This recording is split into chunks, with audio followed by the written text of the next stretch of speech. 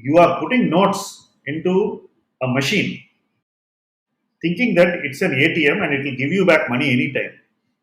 You put all the notes inside and you look up and then you realize that it's a paper shutter.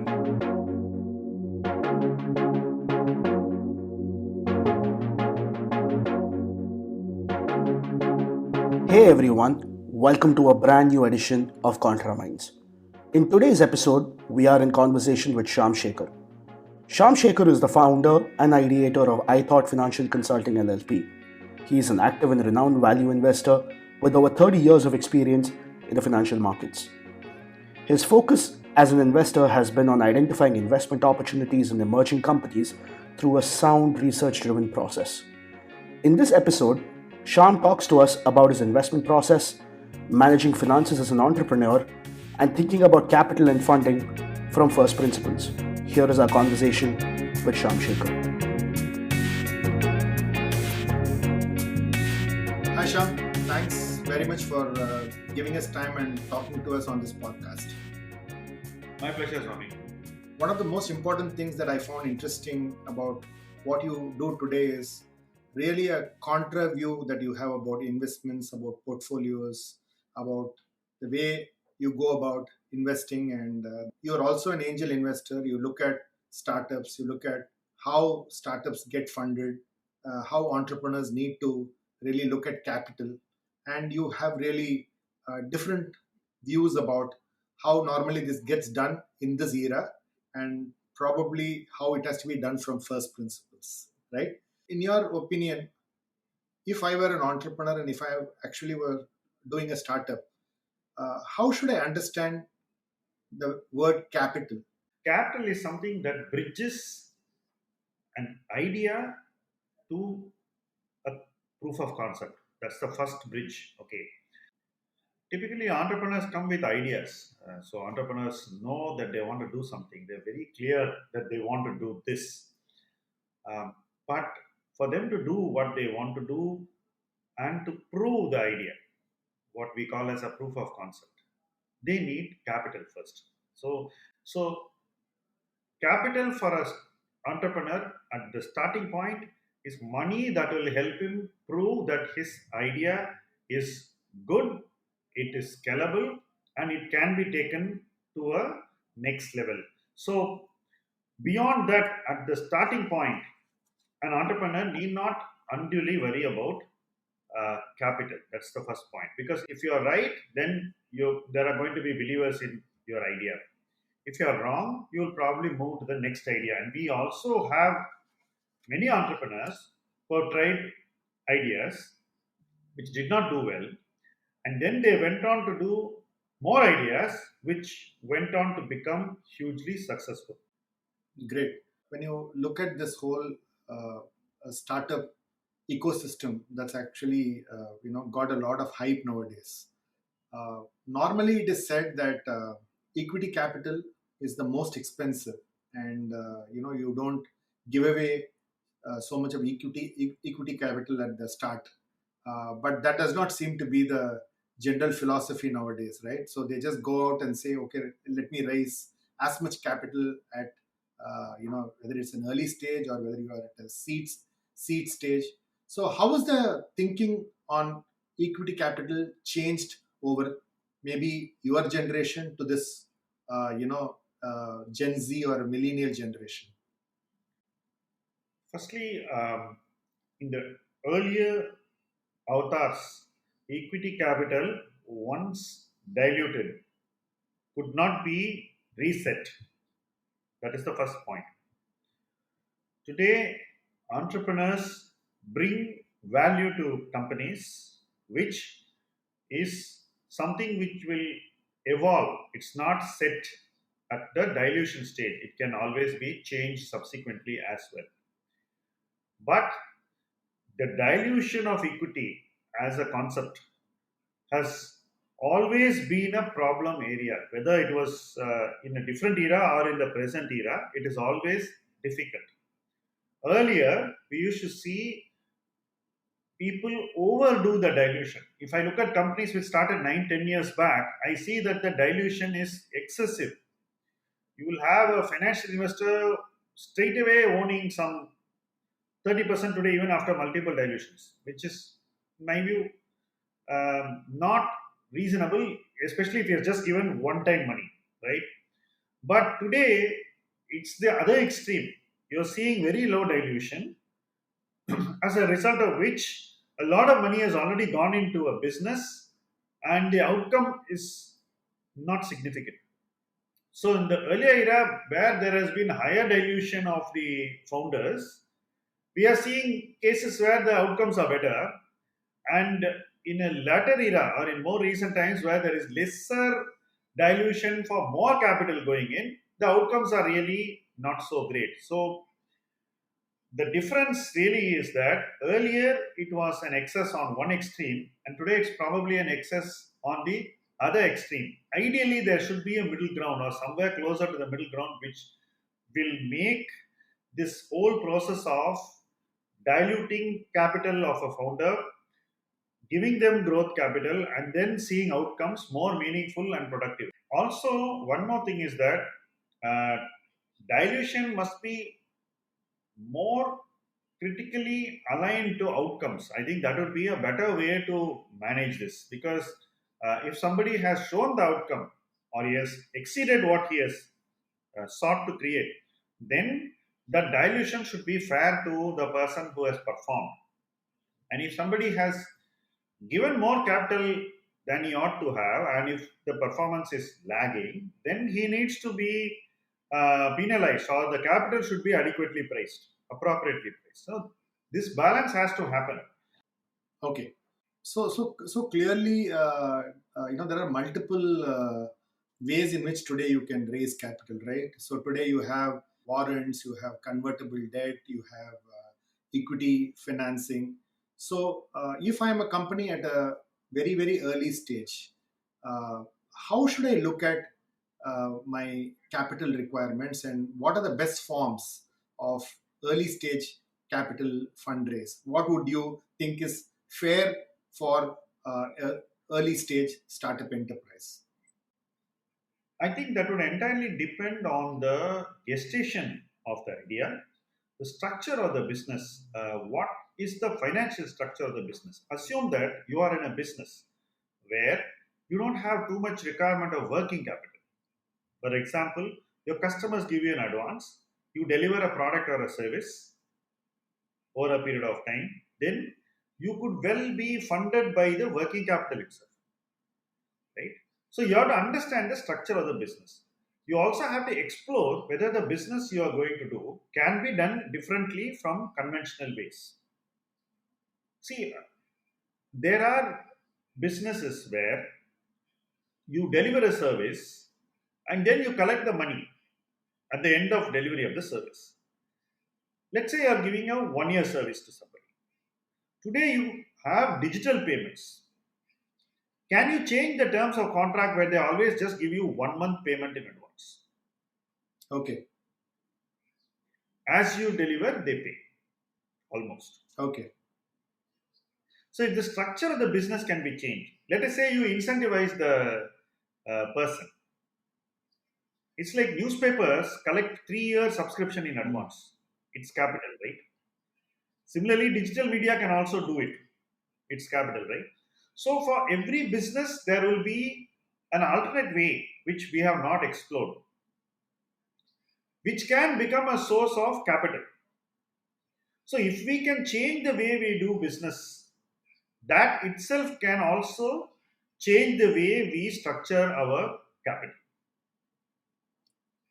So effectively, we should look at ways of doing business first. Is this the most optimal way to do business? Can we do it better?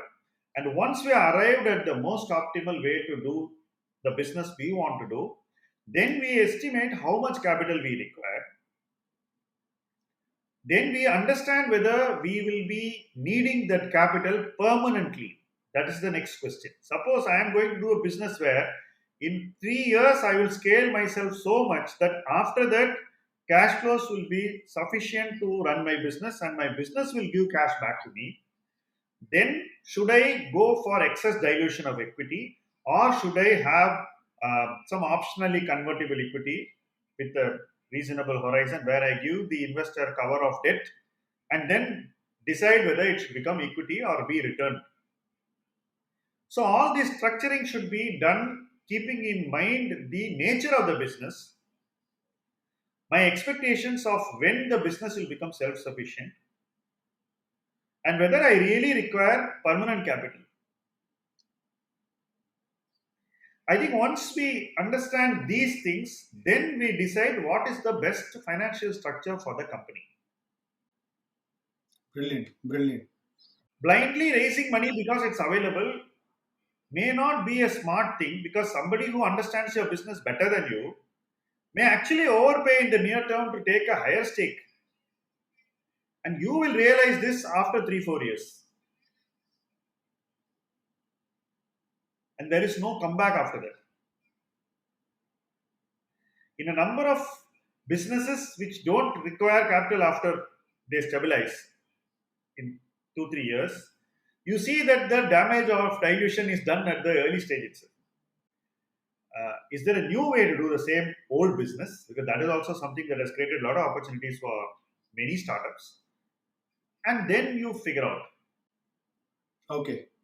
Yeah. So Sham, we are in a very transitionary stage right now in this country where there's an old guard of business owner operators who were lifelong companymen, and then they went and they ventured on their own. And now we have an entirely new swath of young people who want to either go work in venture, or they uh, come right out of college and they start building companies. So my question is, how does the previous generation view capital differently from the current generation? I think it has to do only with our worldview of what is gratification. I think that would decide what should be your expectation out of a business. There are people who don't like to do the same thing for 20, 30, 40 years. They build something with great passion over 5 to 7, 10 years. And then when they feel that they have got the gratification they wanted out of the process of building something, then they decide to move on, and they give a mature or relatively stable business to somebody else who can grow it and handle the maturity phase of the business. Whereas if somebody wants to just sit back and enjoy the fruits of his creating something, then he may be interested in running a stable, mature business also for 5 to 10 years later, longer. Is your gratification just merely owning businesses, or is your gratification about getting value out of selling a business? There are different ways in which you view gratification. There is no one view. It's about what you are comfortable with. But one thing very, very important is, if your worldview of gratification is one thing, I see no merit in your trying to do something extremely far away from that view. Try to be closer to what is your worldview of gratification, because only then you will do what you are naturally capable of doing well. There are people who are very good at organically building businesses. Okay, these guys are like the tortoise in the proverbial hare and tortoise race. Now, if a tortoise suddenly says that I am going to behave like a hare and I am going to impress all the venture capitalists and try to tell them how I can do things very, very fast, he is going to be a little bit out of his depth, doing something which is naturally not his forte. Doing that unnaturally or against your nature is not going to lead you to a good place. You are not going to get your gratification. And the people whom you take along in this journey are also not good fellow travelers to have on it. So, this decision should come to the entrepreneur. He must either be wise enough to understand this, or he should surround himself with reasonable wisdom to give him this thought process. So you're also saying it has to do with a high degree of self-awareness, right? And it's also about understanding one's own competence, because if you're not self-aware and if you're not competent, it doesn't matter how much capital you have. it might most of the time end up going in flames, right? That's correct. There have been instances where people have raised a lot of money by doing something which is against their nature, and then come under pressure in delivering it, and then lost out the control of what they try to create, and then seeing the same venture do well in the hands of somebody else. Now, where was the fault line? The fault line was in how you set about going to accomplish what you wanted. That's all. I think this is really interesting because I read this book a very long time ago called The Road to Character by David Brooks. And there is one sentence, it's like a giant book with, like, vignettes of a lot of famous people, but only one sentence in that book I think I carry with me to this day, which is his definition of the word humility. And he says that, when most people think of the word humble or humility, they think of people who give their team their credit, who give everybody else credit, etc. But he says humility is accurate self awareness. So, in a certain sense, the best founders are very, very humble in that sense because they know themselves, they know their capability, they know where they succeeded and where they failed, which allows them to be more intelligent with capital. Is that assessment correct? Yes, that's very true. You see who are the most successful entrepreneurs in our country, whether people who inherited family businesses like an Azim Premji, who then created something out of it which is of such enormous size, or a Sridhar Vembu, Aran Narayanamurthy. You see, there are so many people, and you will see a running trait along many of these high achievers. Even you see people who have built social entrepreneurship ventures. Cooperatives, you see Korean, you see Ashanta, you see so many people who have built so many institutions. The institutional imperative is well understood by them, and when they understand that, there is a lot of their personality and character that contributes to that evolution. It's there for all to see. Really a great insight, and I think it's so true, Sham. Not many people really are so self-aware about what their strengths and weaknesses are, and therefore what they need to do. I think it's a very nice way you put it. So one of the key questions then which comes up next, Sham, is that today is a day where almost in this period, five people come together to start up a company. They may be friends in college or they may be working somewhere else. They have an idea, they come together, and literally this discussion around how do you distribute a founder's equity, okay, is a very touchy topic because do I bring in the strength, do you bring in the strength, and this is something that is discussed to death by Y Combinator to lots of great investors. So how do you really look at distribution of equity amongst founders, and what are the best practices and principles that you believe we should follow? I think when you say five people, I'm immediately going back to the Mahabharata and reminded of the Pandavas. But it's a difficult question because I've seen one example. The natural tendency is to start with everybody being equal because it's a very easy decision to arrive at the starting point.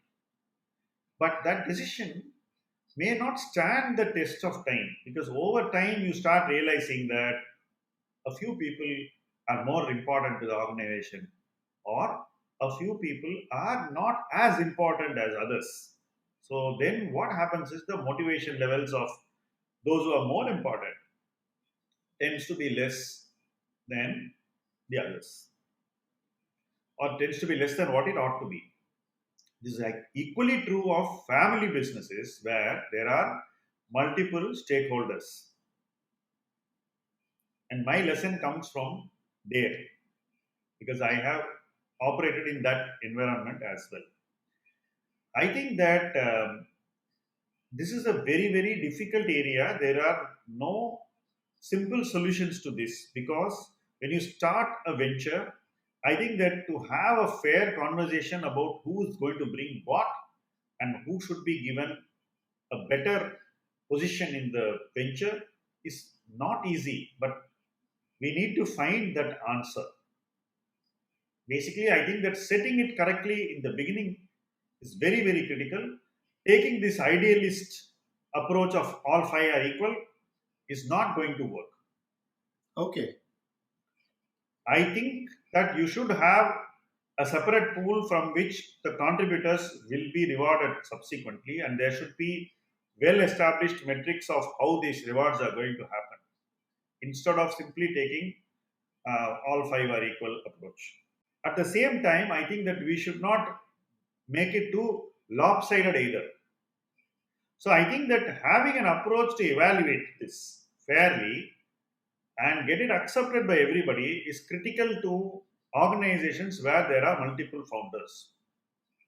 So I think that you should have some mechanism to do this with people who are impartial and objective to help you along the way to carry this decision fairly and to take it forward.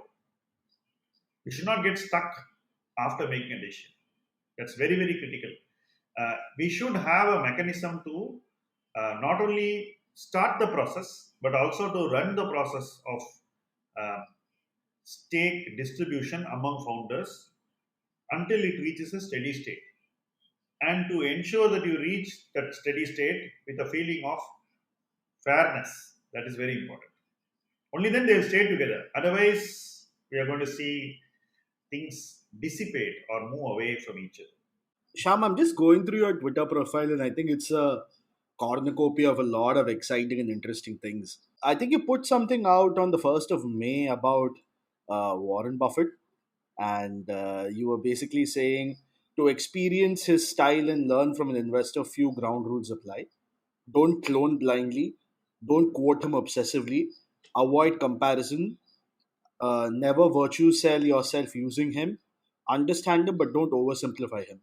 Genuine learning and respect are behavioral. So I think it's a lot of interesting things going on in that tweet. But can you talk about the origins of where that idea even came from and why you actually put that out?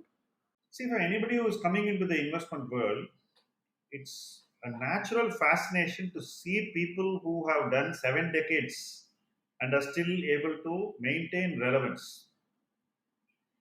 I don't think too many people have done it. Certainly not in India.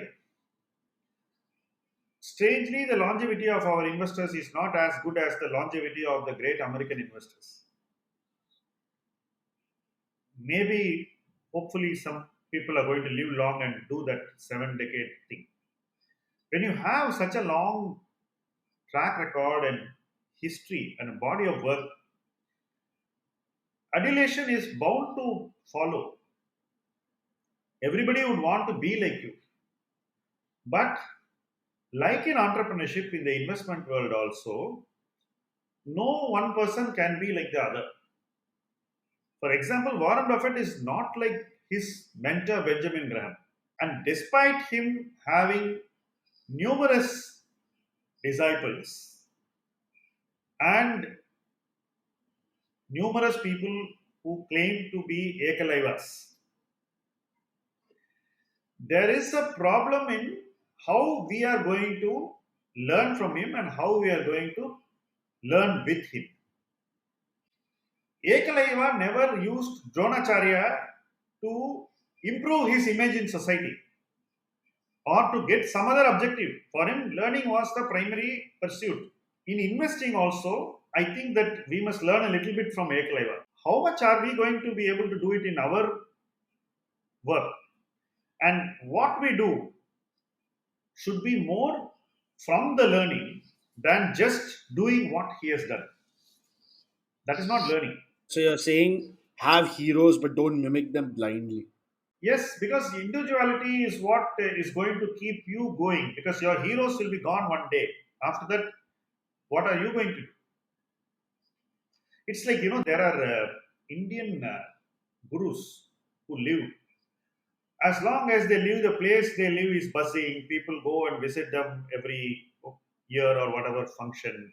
There are grand occasions. There are lakhs of people who visit. After that, how many people are able to carry forward what they have learned from the guru in the absence of the guru?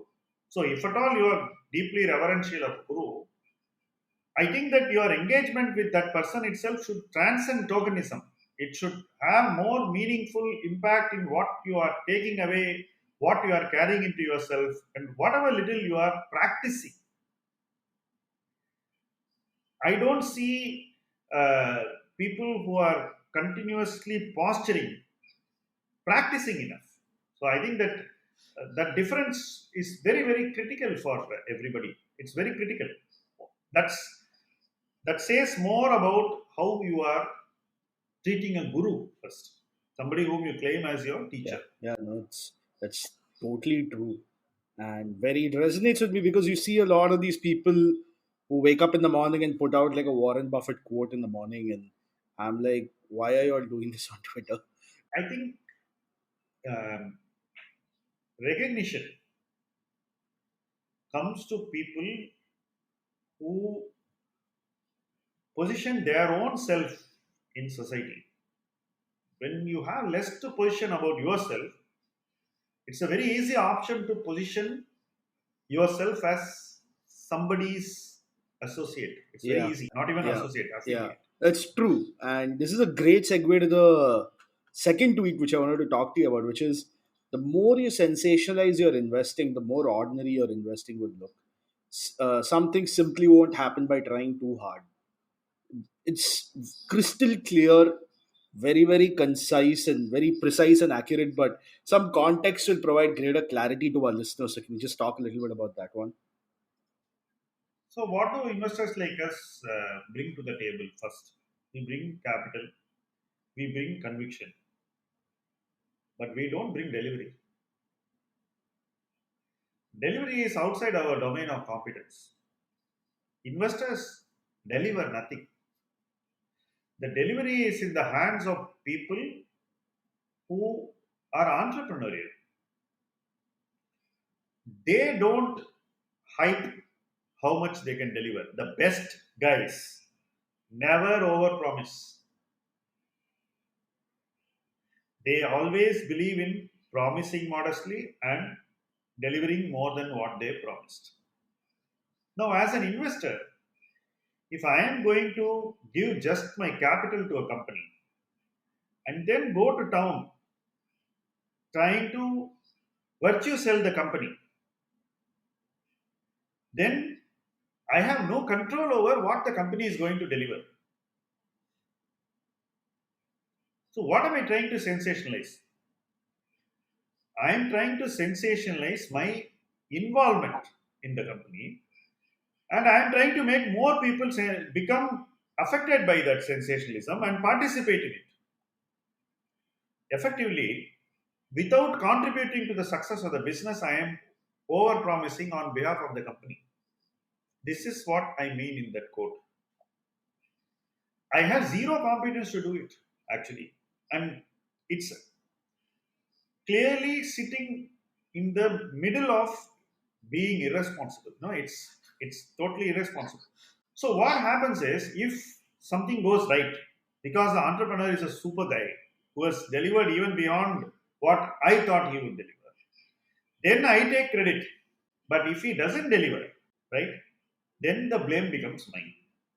Now, in this kind of a situation, why would a sensible, sane guy wager such sensationalism on behalf of something which he has limited control over and in which he is not a contributing person at all? So which which brings me to one of the famous quotes that I read about what you said. Why popular trends scare you, right?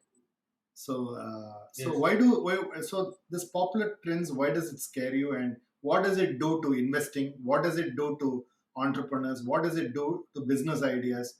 So what impact does it have on success, and what impact does it have on failure? See, when you viralize something, what are we trying to do? Virality is basically making everybody act in a particular way, acknowledge a particular thing, and amplify that thing to bring in more people. In the investment world, this virality means you're bringing in more money into a place where that money should not be. What would eventually happen is when people realize that too much has happened, smart money will move out first, and all the late money, which for lack of better phrase I would call dumb money, will get sucked and lost. It's like a shredder. You are putting notes into a machine thinking that it's an ATM and it will give you back money anytime. You put all the notes inside and you look up and then you realize that it's a paper shredder. This is what popular trends mostly turn out to be. So, virality, which has now got nicely conceptualized. See, actually, social media has helped you conceptualize something very clearly. But virality is basically where you create a mania, whether it was tulip mania or whether it is Bitcoin today or it is some other thing related to recency. Then it tends to be more powerful today than it was 20 years ago.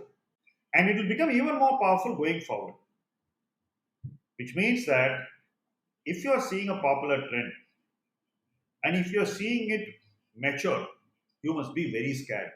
It's like seeing a cyclone in the eye. Even if you see it on your monitor, you should still be scared. There could be a small section of people who catch the popular trend very early.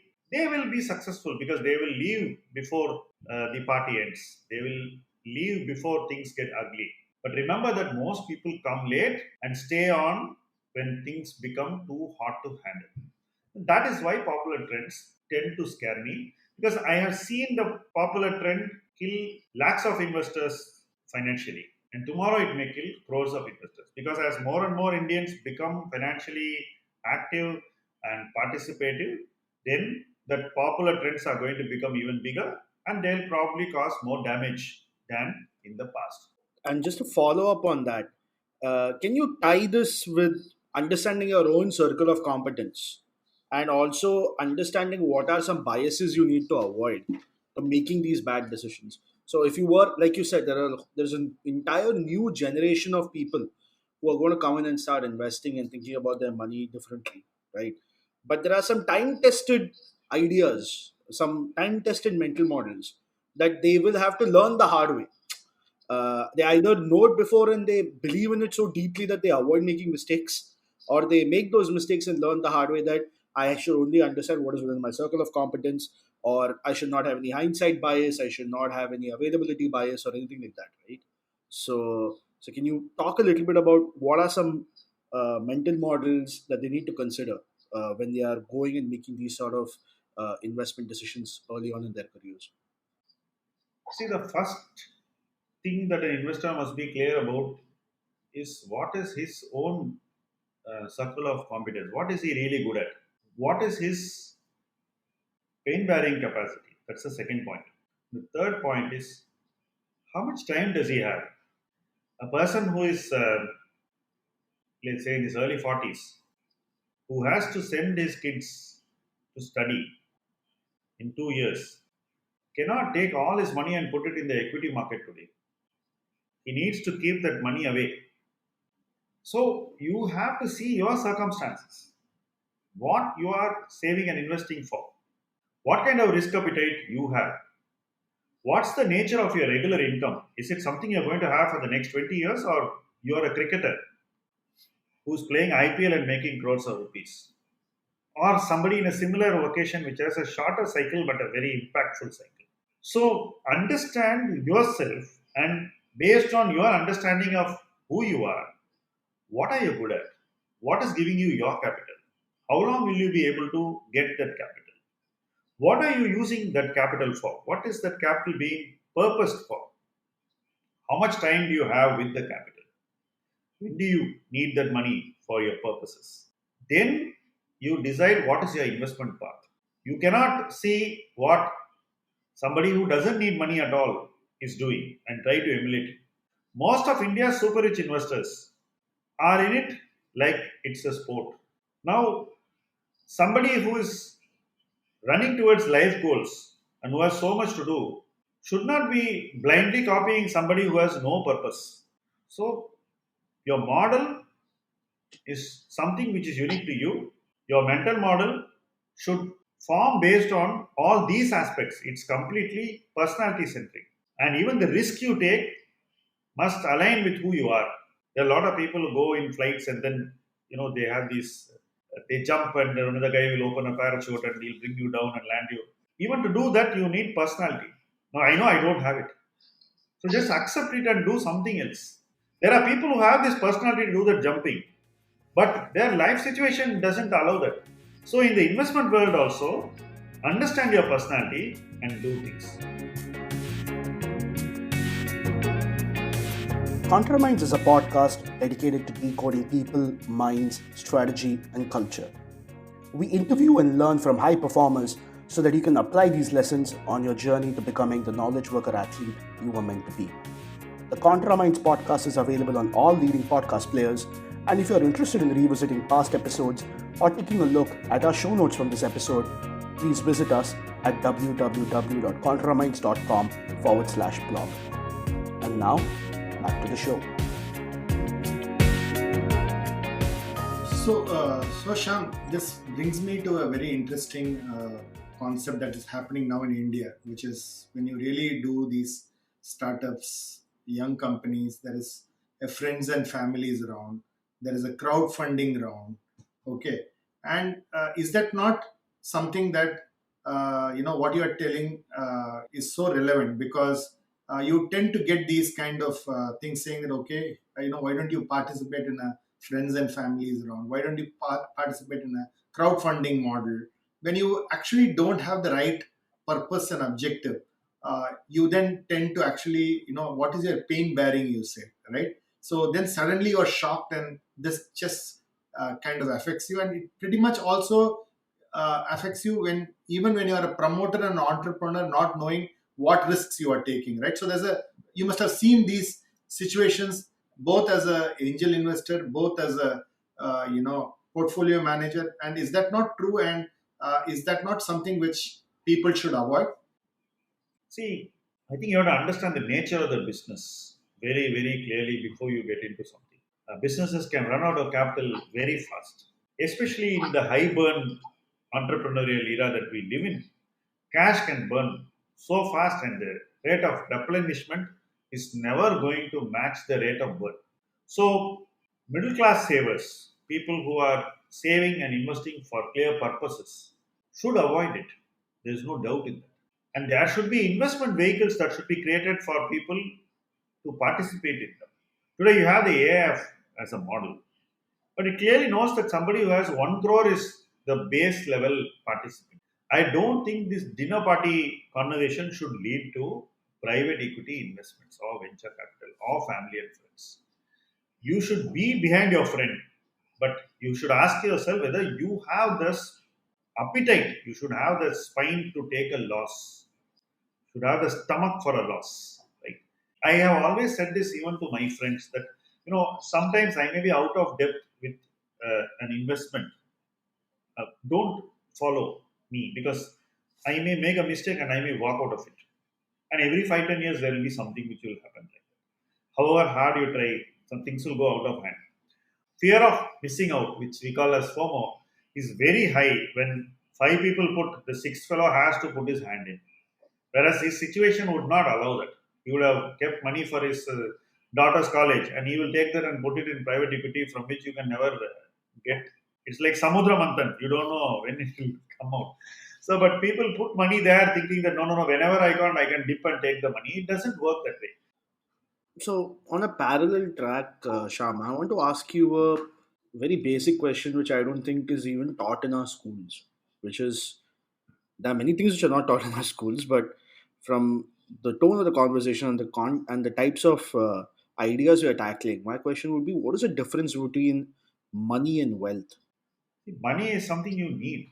It's something which is always demanding a purpose. You have to run your house. You may need to buy a car. You may need to educate your children. You may need to take care of your parents. You may need to buy a house. When that money rises to a level at which all these needs are met and you're still making more money than you needed or you imagined or you expected to, you are slowly entering the domain of wealth.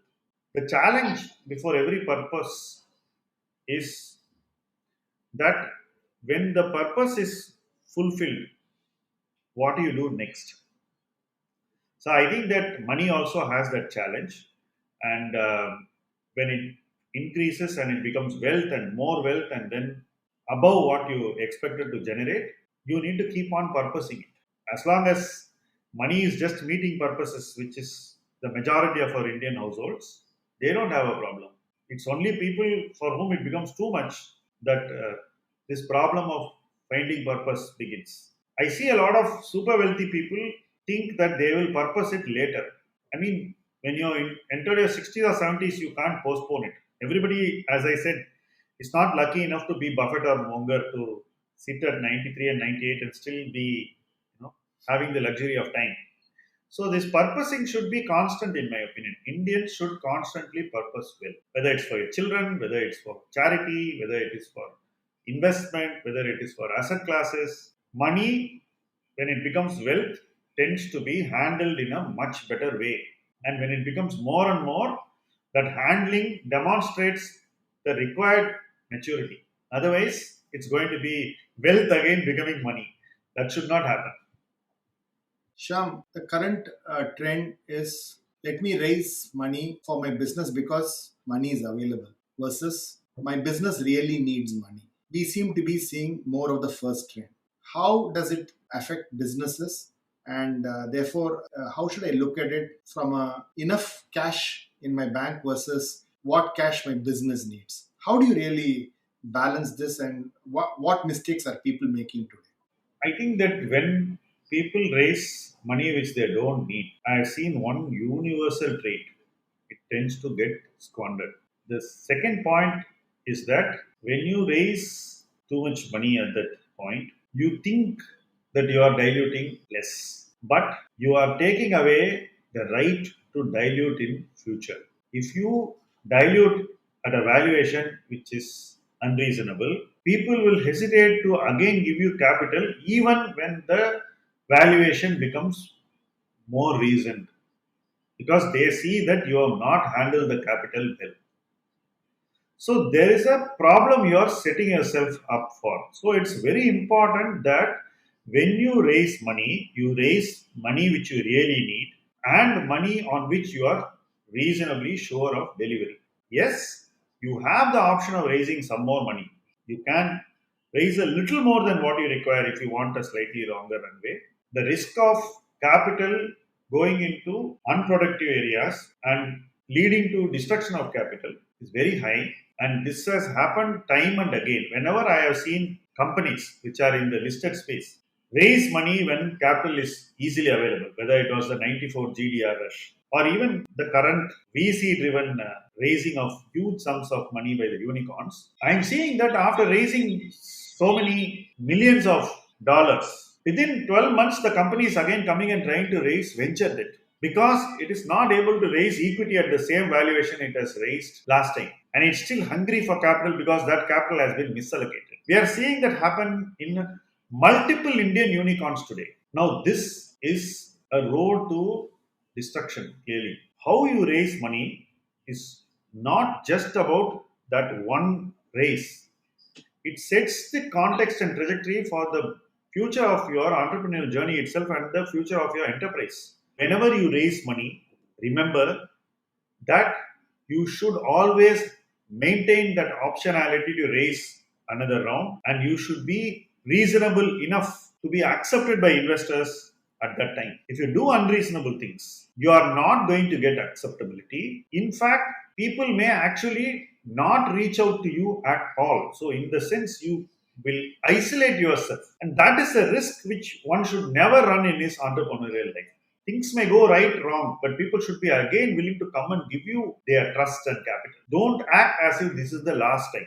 It's never going to be a now or never situation. And if you think it is now or never, you are going to set yourself up for a never again situation. I know the last 2 years have been very lucky for a lot of people, but from here, I think that we are again reverting to mean or moving in that direction. So one should be very, very careful. Just as a follow up to that, Sham, one question I have is uh, founders come in with a certain understanding or a lack of understanding of capital and finance when they run their first company. And they come in with a completely different set of ideas, beliefs, processes, and protocols that they really want instituted the second time they go and build their venture. So, can you talk a little bit about what kind of a transition that a founder makes from being a complete novice in terms of understanding the financial side of their business to when they become an experienced operator and they become very, very savvy? What is that journey like? I think it's the same as an investor.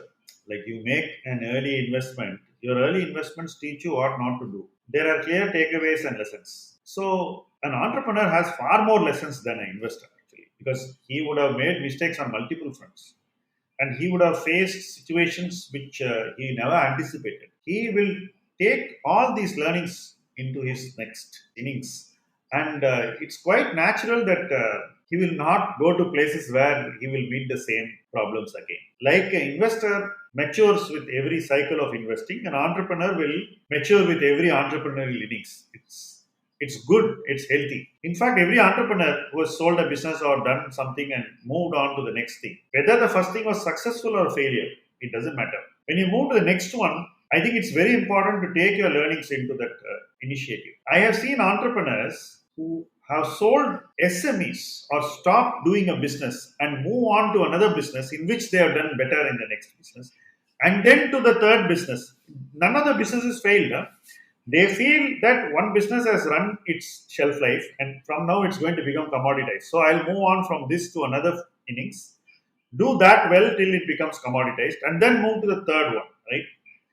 And when you see the third one, if you see how they manage their business process, how they manage capital, how they managed surpluses in the business, how they managed investments in the business for growth, you can see a remarkable transition. Even when you converse with the entrepreneur, you will clearly see how they learn from every venture and how they made it to a better place.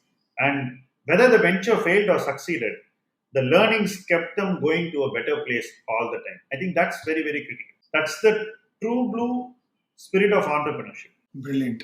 To me, every time you came across like a almost like a contra fund investor, you really looked at the contra trends that happen in the market. That seemed to be the way you looked at it, and so you actually made a statement. Staying rich with gains is not easy.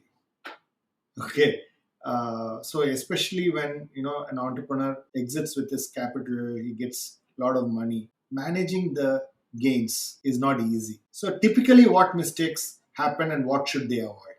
Firstly, when somebody sells a business, then the whole world knows what's the kind of wealth they come into. As long as you're running the business, no one is going to know. Maybe they will do their own math, but selling has a certain clear signal to people that not only the money is there, it's available with this person. Generally, when people come in to a lot of money, there are going to be a number of opportunities that are going to chase them, and not all of these opportunities suit them. They are not meant for them because opportunities always chase capital. So when somebody comes into a lot of money, opportunities are going to chase you. I have noticed that very successful entrepreneurs, after selling their company, have taken that money and become very ordinary investors in other companies. They have not had the skill to make investments successful. Within 5 to 10 years, they realized that that money was not actually a lot and they had not purposed it correctly. So again and again, this purposing of wealth is very, very critical, especially when you are going to take out your lifetime wealth from an enterprise. That's the real test. Making that wealth in an enterprise is actually easier part because you're doing the same thing with focus, and it's actually a very narrow ecosystem that you've made into a success. But in the broad, wide world, I think that the challenges suddenly spike, and entrepreneurs who sell businesses have always struggled under these challenges. Even let's say you made 30-40% in your startup XARR and you sold, is not a license for you to get the same result out of other entrepreneurs. It's not a birthright. So therefore, how would you suggest they allocate this whatever pie that they get? When you say you purpose the wealth, you would say allocate a certain pie for investments, certain pie for managing their life needs. So it's important for them to think through this, right? The first thing is how you want to live the rest of your life. You provide for that because you have earned it. I mean, after so many years of hard work, you have created value in a business and you have monetized it. Money is with you. So you decide how you want to live. Your primary duty is to that quality of life which you want to give yourself. The next thing is, what is it that you want to give those who are going to be carrying your legacy forward, your children, your family? And how are you going to give it to them in a way in which they are going to be able to carry it forward? That's something that you have to think. If they don't handle it well, that problem is going to come back to you in your lifetime. The third part is something where you are going to keep yourself busy. So some amount of capital is allocated to keeping yourself busy. I've seen some people get busy with philanthropy. So they allocate a section of capital for that, and that keeps them busy. So they don't get back into business. This is a very successful lot of people. Most of the people have created impact. But where people want to get back into business and help other entrepreneurs, you need to do it with more discipline than what you brought to your entrepreneurial innings. And you should be finite about how much capital you are going to allocate towards that.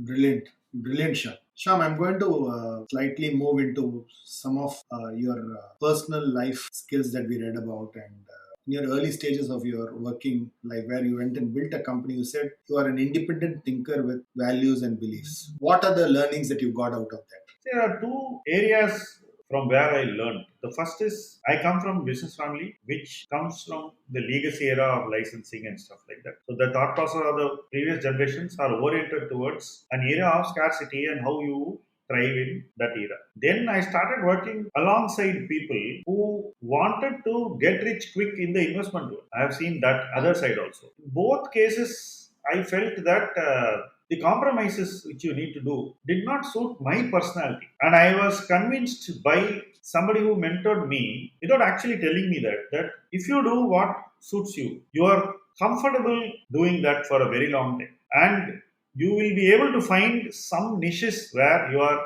very good in delivering success. So the whole approach was, okay, I'm not going to get into places where people are trying to run too fast or people are trying to do too many things to get their needs fulfilled. There should not be a need to do things which don't agree with you. So if I have to avoid all this and do something, then I should be independent and I should do something which I enjoy doing and I find it agreeable and it delivers to me. That is how this whole thing of doing something on my own happened.